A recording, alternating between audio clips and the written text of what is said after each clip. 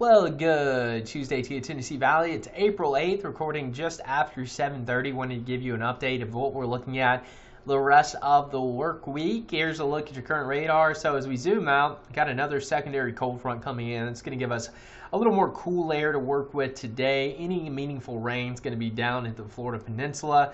Got a little bit of snow going down into parts of New England and near the Great Lakes. A little bit of lake effect snow. So yeah, it's cold enough to our north to be dealing with some of that. And it's chilly this morning, so many waking up to the upper 30s to low 40s, and tomorrow morning it's going to be even cooler.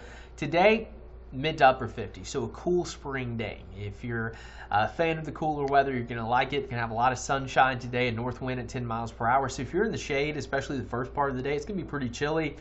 By the afternoon, the sunshine beaming down on you, close to 60 degrees, going to feel fairly nice.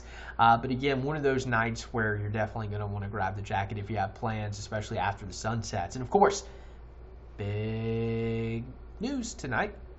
Baseball is back here in the Scenic City. We're going to have the Lookouts playing in Birmingham Barons. First pitch, 7:15. Of course, Chattanooga basketball head coach, just won the NIT, Dan Earl, going to be throwing out the first pitch. So you want to check that out if you're going to be in and around Chattanooga. It's always fun to have baseball back here in the Scenic City, and it is the home opener. Of course, they played last week, but still a lot of fun. Temperature is going to be right around 57 for first pitch. Great weather for opening night. But by the ninth inning, and as we get into the back half of the game, it's going to be pretty chilly, dropping into the 40s, and with that north wind, you're going to want to have that jacket on hand before you head out to the ballpark. And remember, sunset's at 8 o'clock, so first 3 innings going to be somewhat comfortable. The last 6 innings going to be much cooler. And then overnight, temperature is going to continue to drop. And look at these overnight lows. 31 in Dunlap, 29 in Decatur, 28 in Athens. So I would say several communities, north and east of Chattanooga, especially going to drop into the 20s and could be below freezing for several hours, which can do damage to your plants, your flowers, some of your vegetables you may have already planted. So you might want to cover those, bring in those potted plants. Murphy, 23, that's a hard freeze. That's going to do some serious damage to any plant. So hopefully you haven't planted anything yet in Cherokee County. Tellico Plains, Turtletown, Ducktown, Polk County also going to be in the 20s. Down into Blue Ridge, 30, 32 from Chatsworth to Calhoun. So pretty much all in North Georgia, from Trenton down to Summerville and to Calhoun, going to be below freezing. Same for Northeast Alabama. Fort Payne, 31, 31 in Bridgeport, 30 in Stevenson. So again, bring in those plants. That's going to be critical before you go to bed tonight. And typically our last freeze of the season in Chattanooga, March 24th, or the last week of March. Latest it's ever happened, April 25th. Last year it was March 19th. So if we were to get down to freezing, I don't know if we'll quite get there, because usually in the city we're a little bit warmer. We retain more heat. If we do, though, it's going to be a pretty late freeze. As we are going to be waking up to April 9th tomorrow. So almost into mid-April, we're still dealing with some pretty chilly temperatures. So again, just brace yourself. Last week we were in the upper 80s.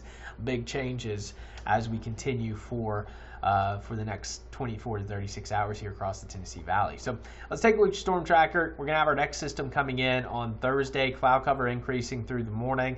We'll have some showers coming in, especially later in the day after 4 p.m., becoming more widespread during the evening. Going to be a little bit of instability out there. I think we could have enough to force maybe a few stronger storms, especially south and west of Chattanooga. I'm not expecting much severe-wise, but there is a low-end threat. And then throughout the night, we kind of clear out, and through Friday, going to be a little bit drier. And then look at this. Great Smoky Mountains, late Friday evening. Yeah, that's some blue showing up. So the highest elevations over 3,500 feet could be dealing with a little bit of springtime snow, maybe some light accumulations continuing through Saturday morning. Of course, we're not going to have any snow here locally, but it is going to be chilly on the backside of this system as well. And rainfall amounts have went up a little bit, maybe up to an inch going to be possible. So a little more moisture. And again, this is the American model, but the European also has around a half of an inch. So I'm thinking anywhere from a half of an inch to an inch of rainfall going to be possible. And of course, with the high tree pollen count, it's always nice to get rain every couple of days to wash that away. Of course, the rain on Sunday really helped the air quality on Monday, yesterday. It was easier to breathe. I'm an allergy sufferer, so it was nice to get some of that clear air, and that's what we're going to be dealing with again on Friday into the weekend. Severe weather outlook, level 1 out of 5 risk for parts of North Alabama, North Mississippi, Middle Tennessee, including parts of Northwest Georgia, so Dalton, Calhoun, Lafayette, Scottsboro, Fort Payne, over into Trenton, Dunlap, Monteagle, all with that level 1 out of 5 risk. This is mainly going to be for gusty winds, maybe 50 to 60 miles per hour with some of the severe storms. Again, it's not going to be anything widespread, but there may just be an isolated severe thunderstorm warning or two. I'm not expecting any kind of tornado threat, but there could be some hail with this as well because the freezing layer is going to be a little bit closer to the surface. That gives that hail more time to form, especially if the updrafts are strong with these storms. So we'll keep an eye on that on Thursday. Not expecting any severe weather, nothing to panic or get storm anxiety about. Just be weather aware, especially late on Thursday. We'll see how this all materializes as we continue through the latter half of the week. But outside of that, it's going to be a relatively calm week. Again, we're in the peak of our severe weather season, so this is exactly the kind of forecast I'm happy to see. We'll have the frost tomorrow morning, so bring in the plants, cover them up tonight. Thursday into Friday, we'll have those showers. Better chance, of course, Thursday evening. I think Friday, it's just going to be a showery, cloudy kind of day with temperatures falling from the 60s to the 50s. Chilly on Saturday with quite a bit of cloud cover, highs in the low 60s. And then we'll be back to around 70 on Sunday. And then spring-like weather returns next week with temperatures back in the 80s. So that's just a quick little overview of your forecast. Hope you have a good Tuesday, and we'll see you again tomorrow morning.